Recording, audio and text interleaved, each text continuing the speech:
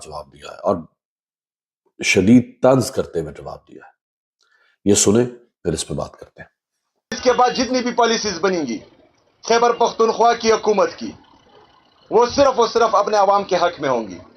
جتنی بھی قانون بنیں گے ان قانونوں میں انشاءاللہ تعالی ہم جو ہیں کسی کو استثناء حاصل نہیں ہونے دیں گے، اور وہ بھی جو ہے عوام کے حق میں ہوگی، وہ عوام کے لیے ہوگی، اور اس میں جو ہے کوئی ذاتی تفریق یا کسی کے لیے جو ہے کوئی دروازہ نہیں چھوڑا جائے گا کہ وہ یہاں پر ظلم کرے اور اس کا احتساب یا حساب نہ ہو. کیا شاندار جواب دیا ہے سہیل آفریدی نے. وہ کہہ رہا ہے کہ جس طرح تم ملک چلا رہے ہو میں اس طرح صوبہ نہیں چلاؤں گا. تم اپنی اپنی ذات کے لیے استثناء لوگے، میرے صوبے میں کسی کے استثناء کے لیے قانون سازی نہیں ہوگی. یہاں اگر کوئی کسی کے خلاف جرم کرے گا، کسی کو قتل کرے گا، کسی کا حق چھینے گا، تو میری حکومت اس کے ساتھ کھڑی نہیں ہوگی.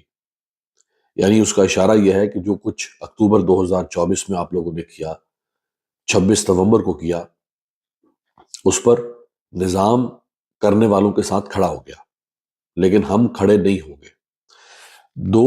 دیکھیں سہیل آفریدی کا مقابلہ کن لوگوں سے ہے؟ 45 سال سے حکومت کرنے والے زرداری اور شریف خاندان سے، اور ان کے ساتھ 80 سال سے حکومت کرنے والی اسٹیبلشمنٹ.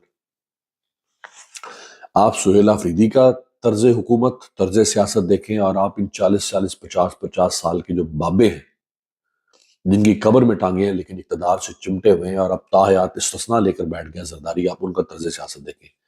یعنی سہیل آفریدی اپنی اپوزیشن کو، جو کہ نون لیگ اور پیپلز پارٹی ہے، ان کو ساتھ بٹھا رہا ہے، جبکہ وہی نون لیگ اور پیپلز پارٹی باقی پورے پاکستان میں، سندھ میں، پنجاب میں، مرکز میں، بلوچستان میں پی ٹی آئی کو اور سہیل آفریدی کے لیڈر کو ختم کرنے پر تلے ہوئے ہیں.